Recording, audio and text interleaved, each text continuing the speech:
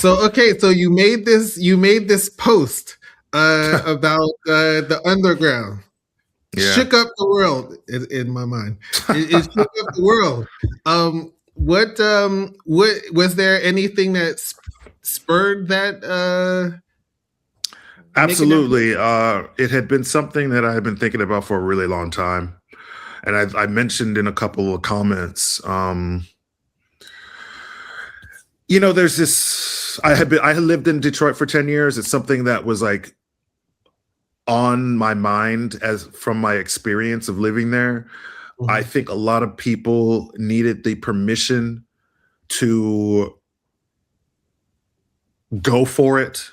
And I think a mhm, lot of people there, a lot of artists there hold themselves back from that mhm, because they feel as if they are seen to be like going for going for the gusto, that mhm, it's not Detroit, it's not mhm, underground, it's not, it's not how you're supposed to do it. And I saw a lot of careers just kind of like stagnate when, they didn't really have to, in my personal opinion. And I think a lot of it is because people get caught in this mindset of wanting to be underground and wanting to stay underground because that's the real shit, blah, blah, blah, blah, mhm, blah. mhm, And I just, after a while, I just started, I used to believe that too, but I stopped believing it after a while, and that whole thing, every idea and every one of those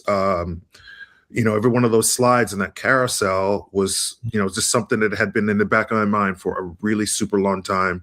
And I had recently gotten onto a new booking agency, and somebody from the booking agency, the actual booker, her name's Jessica. She one day happened to forward me something in DM, like a reel or something that actually tackled that topic. And I mhm, told her, yeah, this is something that I also been thinking about for a really long time. And it kind of made me think like, oh yeah, maybe I should do something on it as well. mhm. So that's basically, it took me a long ass time, but I finally like got it together. I mean, I'm sure you had many of these situations where, there's these things that you think about and you kind of ruminate over for a very long time, and you want to somehow like talk about it in a public way, but you're not sure how to like do that. Right. This is one of those things for me.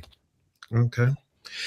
And so so do you think that because you said you found yourself in this position, or you had this mindset of staying underground, um do you think that you were actively like turning down opportunities, or not playing certain places, or not making music that you might have thought was not underground enough, or were you doing I stuff like think this? I think for me, in the time when I did have that mentality, I think it definitely was like really more along the lines of like creative direction, in Mm-hmm. terms of like the kinds of music I was making and like the kind of decisions I would make as a result of that.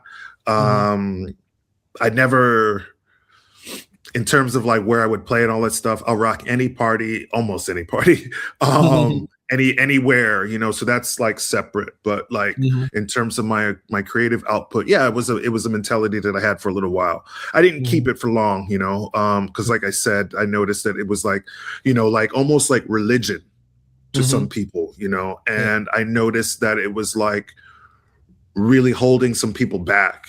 Yeah. And I decided pretty early on that that's not what I want. I want to be able to do whatever I want, whenever I want, however I want. Right. And, you know, um, I realized that this mentality was actually quite limiting. Mm-hmm. So I moved on from it. Okay. And do you think that is the artist or the audience that determines what's underground? I think it's a little bit of both. It's definitely a little bit of both. I think, like I said in one of the slides, the industry is very quick to define you. Mm-hmm. And it's up to you whether or not you want to accept that definition, or you want to, like I said, do whatever it is you want to do without really worrying so much about how you're defined. But the industry is really wants to make sense of artists. It really wants to put, and this is in every creative realm, film, whatever, fine art, etc., contemporary art, like curators want to have nice, neat definitions for the artists that they work with. Booking agents and promoters want to have record labels. They want to have these. They want to be able to define, because they don't want to have to work too hard to like try to sell what it is that they want to present. Right. And to a degree, I do understand that, but like, the struggle is for us as artists is like we just want to do what we want to do. And only the very lucky few of us get the opportunity to do that, but then like not have to worry about how it's going to be defined or what box it's going to be put in, Right. And yeah, I mean that's the struggle. That's the struggle. Yeah, it's really interesting because I remember there was this commercial that used Diggable Planets, Cool Like That Yeah. song. And I remember everybody going crazy, getting all kinds of upset that this song was used. And I was just like, do you not and this was like after, like, it wasn't, it was after. So okay. So was it in the moment when that was hot? It was like way after.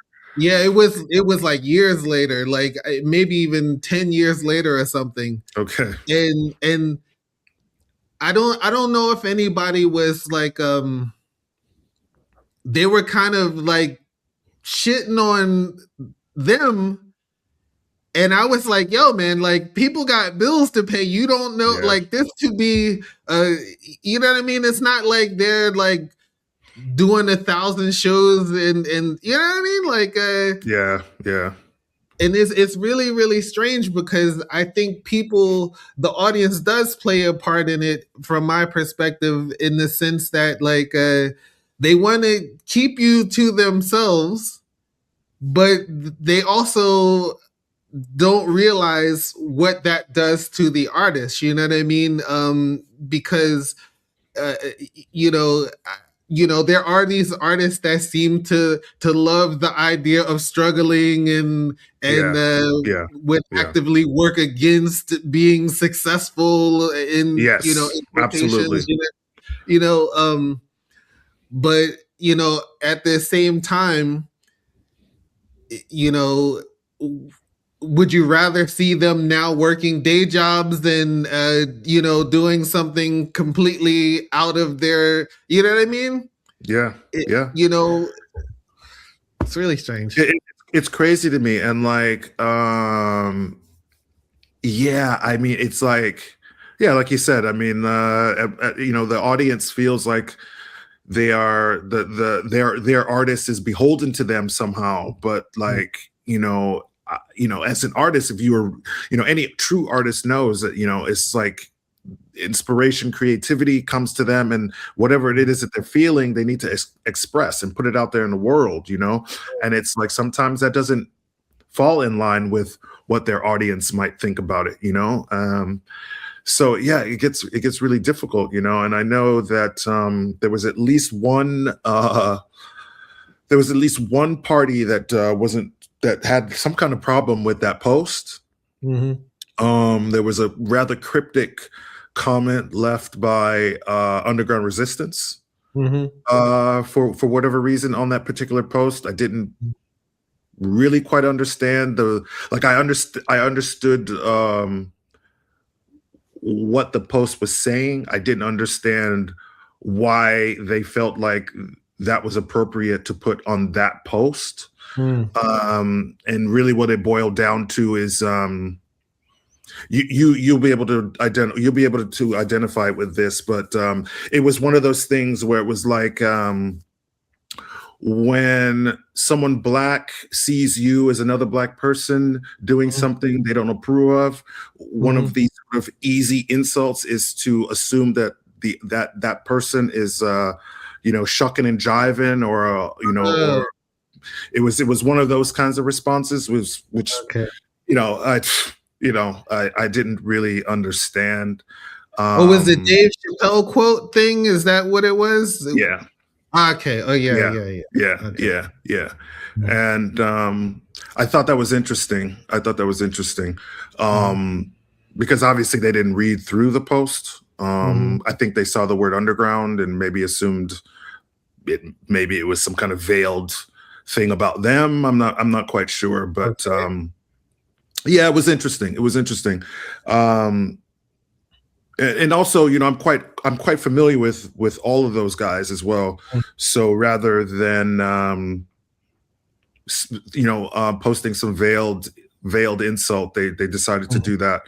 You know, Mhm. it's rather than sort of like hitting me up on DM and say, Mhm. hey, what was that all about? If they had a problem with it, you know. So Yeah. I found that interesting. But Yeah. again, it's you know, it actually is a symptom of this mentality that I'm talking about. You know, it's like, you know, Mhm. it's there are a lot of people out there that have this notion that it's better to suffer for your art. And you know, I don't think that, I think it's okay if people Mhm. want to live off of their art and be comfortable off of it, and if they want to change up their style every 2 years, you know, Yeah. to get to where they want to be, I think it's Yeah. okay, you know. Yeah, it's yeah, that is actually another interesting part. It's like sometimes people just like different things, and if it resonates with other people, it doesn't mean there was this intention to, I'm doing this to I don't know, sell out or something. Like I don't Right. even and I don't even know what this means at this point because Exactly. Exactly. I look at I look at some of the like the hip hop guys, and there's this uh these guys that were like constantly making like these hit records and doing all these collabs together that clearly, of course you put this guy with this guy, and you know what I mean, it's going to blow. If the song is Yeah. decent, it's going to blow. um but in electronic music, I don't know if you can really even do this and say, I'm going to make a track that's going to be a hit. Like, you know what I mean? Right. Right. I Right. don't Right. know if that's really possible, or I mean, unless you're on a certain level. I mean, look, do you remember a couple of years ago when there was that Fortet Skrillex mm, Fred Again thing that was happening for a minute? I mean, you know, that's like, you know, a lot of people were upset at the who's the most underground in that trio, Fortet mm, Underground. mm, You know, a lot of people looked at Fortet, was like, what are you doing? But like, yeah, he can do whatever he wants to do. right, right, You know, if he wants to do something with Fred again and some corny ass Skrillex, let him mm-hmm, do it. You know, mm-hmm, that doesn't change who he is as a musician. Doesn't change. You know what I mean? Like right, maybe those are his boys, and he's always wanted to work with them, and now he has the right, opportunity to do it on a mass scale rather than like doing something and like 20 people hearing it. You know, right, so why right, not let him do what he wants yeah, to do? yeah. Yeah, it's really, yeah, the whole thing is really, really interesting because everyone else, that's not involved this, and especially like artists, they're doing their jobs, they're making their money, you know what I mean? Like plenty. And even if a person doesn't necessarily like exactly what they're doing, that's kind of the way of the world. Like Yeah, there's like so many people doing things that they don't want to do because they have to pay the bills. You know what I'm saying? Like, yeah, exactly, exactly, so exactly. it's and it's really it's when I think about it, the way people really take artists. For instance, I don't know if you've gotten this before, but do people ever ask you how much you make?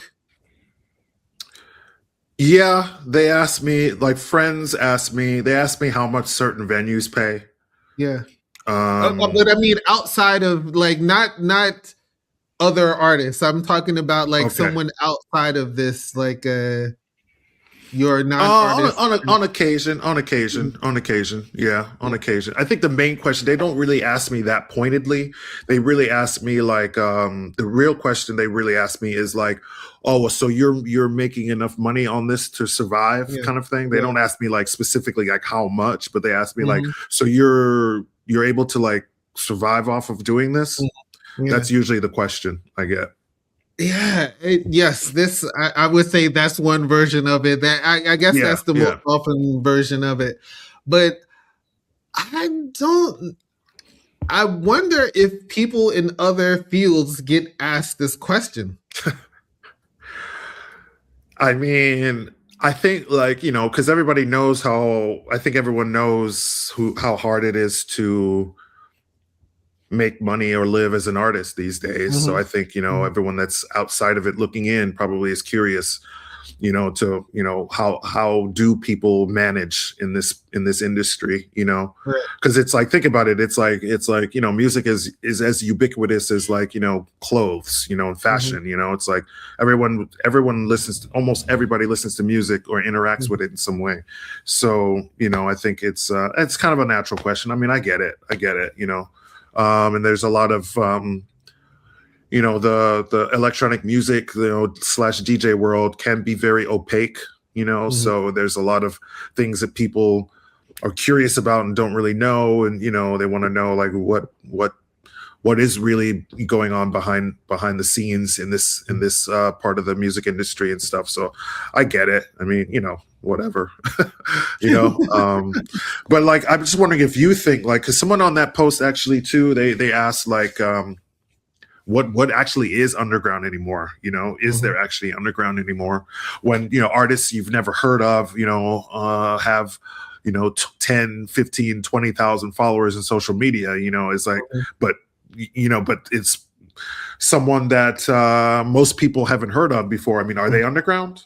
you Yeah. know I yeah, I mean, I'm one of these people that say there's no underground anymore. Like but I also think that they should never call anything a rave. Like, just if it didn't happen in the '90s and before, this is not a rave, you know. So I'm right, like right, right. the cranky old man when it comes to this kind of stuff. Like, I don't, yeah, I don't even know how you could have an underground, and I also don't know how you make a classic. Like, how does anything become a classic now? You Hmm. know? Yeah, that's a good question. It's, Yeah, I mean, it would have to be so overwhelmingly ubiquitous mhm, somehow. Would have to, yeah, would definitely have to have like some kind of like very wide crossover appeal. mhm, So maybe it's something that gets picked up and put into some movie or something like that, so that it becomes like that yeah, ubiquitous. But I yeah. mean, if you really think about it, I mean, has there been any classic music at all Mhm. lately in any Well, that's genre? what I mean. This is what I mean. It's like there's no magic in anything because everybody knows how everything is done. Like, anybody can do it. It's yeah, this is what I mean. There's no mystique to any of this anymore. And this is why I don't think you can have an underground. Like, no one's going to not know what's happening. You know what I'm saying? Right, right, I, right. I will say that at one point in time, I do think we age out of the underground. It's just impossible to be aware of what younger people are doing or are into. And back when I lived in Montreal, I remember going into this like a speakeasy. First of all, I believe that every place that sells carpets and that kind of stuff is a front for something else. And this is the reason why I bring this up. I'm making a Baklava? What blanket about baklava? stereotype, huh? What about baklava? Uh, You the know all these spots around here that sell baklava, and that's all they sell is baklava. Yeah, come on, man. You know what's going on. Like, something you may not know what's going on, but something is going on. Yeah, yeah, yeah. Because I remember there was like a. Have you ever been to Montreal? I've been there once. Yeah, yeah. I went from Okay, UTEC once a well, while ago. okay, nice. There was like this one carpet place I used to always look at it. It's like at the crossroads of two major intersections, and I'm thinking to myself like, how are you selling rugs out of this place at this location. How do you afford this? There's I mean, something rugs are else. expensive, man. Rugs are expensive. He It sells must two be really rugs, and you could have your rent for a couple months. okay. Well, I don't know. So there was another place I was at, a smaller place in a not as prestigious area, if you want to use that word. And upstairs there was like a whole speakeasy. They had like emptied out like 3 apartments. It was like a full on thing in there that I didn't know it was there. I wouldn't have known it was there if I was standing out in front of it, you know. And I remember being in there and what's his name? Tiga. I think his label Turbo or something like this. Yeah, yeah, yeah. Um, there were some kids that were like playing. They had like a little setup on like Juno 106. Guy was singing and everything, and there was a lot of young people in there, and they're all singing along to these guys performing. And I was like, I don't know. How am I the only one in here that doesn't know these songs? Like, I don't know what's happening right now. And it's electronic music, you know? And it was like Tiga's tracks, that kind of stuff. No. It was I later found out that at some point in time they ended up on like Turbo or something, like, or Okay. either this, because the memory is a little shaky, because I don't think Tiga was actually playing at this party, but somehow Tiga is in the mix of this. And but the point being that all these kids knew the songs. And I was like, I think I'm in the underground right now. I think I'm in the underground right now. Like and then like later on, I happened to be looking at some festival, something or whatever, and then these guys were playing. And I don't remember who they were or whatever, but like I think there is a possibility that once you get to a certain age, you're not as hip as you think you are. You know what I'm saying? You just right. and so that's possible. But if I go by what is happening today, like what you see everything on social media and everyone has a phone out and everything, and so nothing is a secret anymore. Like nothing is something that and the people there know. They're experiencing a moment that no one's ever going to know that it even happens. You know what I mean? Like we don't have this anymore. So yeah, something tells me that is happening somewhere, though. I think you're right. But yeah, I think, but also I think it's also a function of the fact that like what we do, this music, this culture has grown to such an extent over this past 5-6 years that it really has gotten pretty, in general, it's pretty mainstream. But then again, you think back to the 90s. I mean, how many major labels were releasing, Inner City, Mr. Fingers, et cetera, et cetera, et cetera. It was like, it was major label music at that point. It was on the radio in the US all the time, Right. So maybe this is just another version of that. We had a little bit of a peak then, went back down a little bit, and then now the last few years it's definitely been blowing up. But as far as festivals and things like that. So, and its penetration into culture, youth culture. But it's interesting because I would say that the perspective, even if you are on a major label, I would never think of Inner City as a crossover act. You know what I mean? Like somehow it still is what it is, but everyone knows it. It's commercial in the sense that everyone knows it I would say outside of the electronic realm. But to me, it's I don't. I would never think, oh, they sold out. Like, you know what I mean? Like this No, is I wouldn't think that they sold out, but I mean, a lot of those records, obviously, Good Life, Big Fun, Pennies from Heaven. I mean, these were Billboard top 100, top 40 tracks.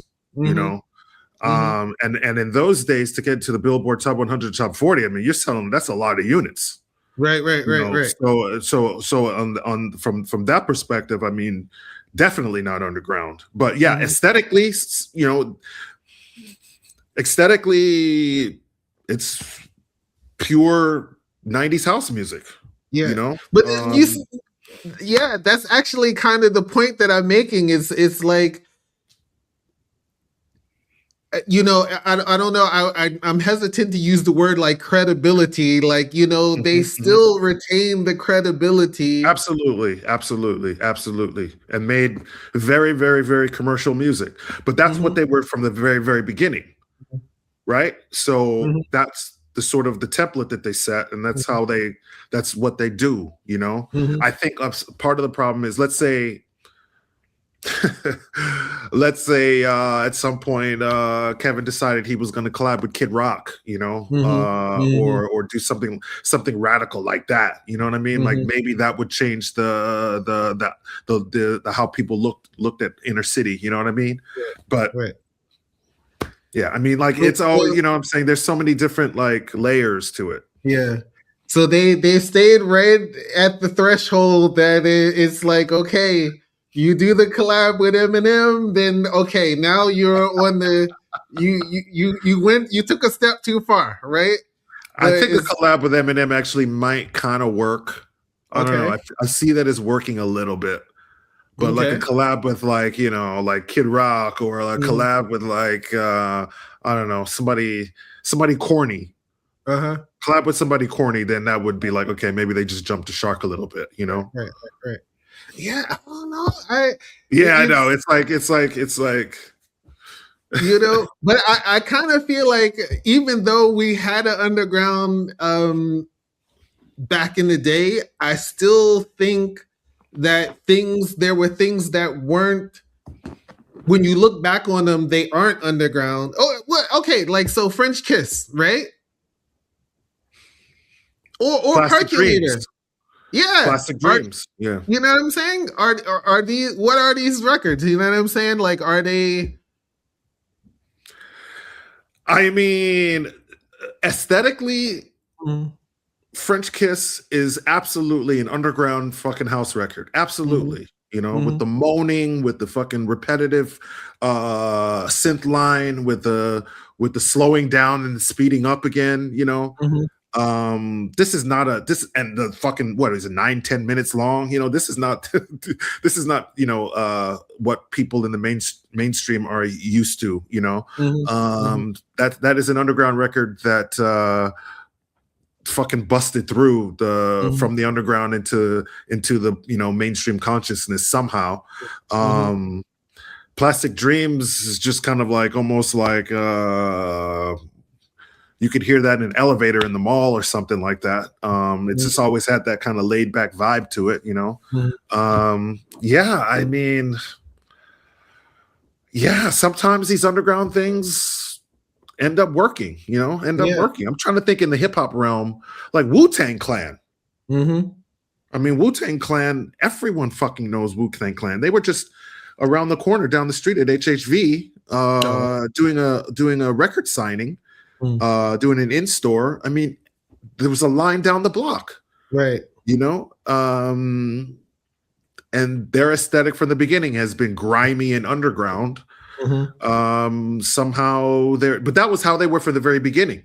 Mm-hmm. you know I think Mm-hmm. people have the issue that people have is like when an artist starts out as a certain way and then somehow along the way makes this radical kind of turn or change that Mm-hmm. maybe they can't get with, or they're not, they're not down with, and so then there's all these accusations of selling out Mm-hmm. sort of come up.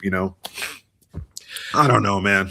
Yeah, That's the bottom line. I don't know. I was just trying to express my personal feelings on like this right, phenomenon of like, right. you know, people who like, wear this moniker of being underground, on their chest, like it's like, something to be really proud of. Meanwhile, it doesn't really get you anywhere. For a very small few people, it works very well for them, and it has worked. But for Mm-hmm. most everybody else, you find yourself 5 or 10 years in that under that umbrella, and it doesn't really do anything for you. Yeah. Yeah. So why you miss the opportunity to sort of be in that moment and Right. realize that there is, like I said, there's an expiration date on it. There Mm-hmm. is a time when you should be underground and you should have that aesthetic, especially in this music, that you Mm-hmm. should take chances to experiment and things like that. But there's going to be a time when that is not going to work for you anymore, Mm-hmm. and you need to think about yourself as an artist, as a creative person, how to move on or what's next. Right. Okay. Okay. All right. This is not an interview. There is no format. This is simply a conversation about life.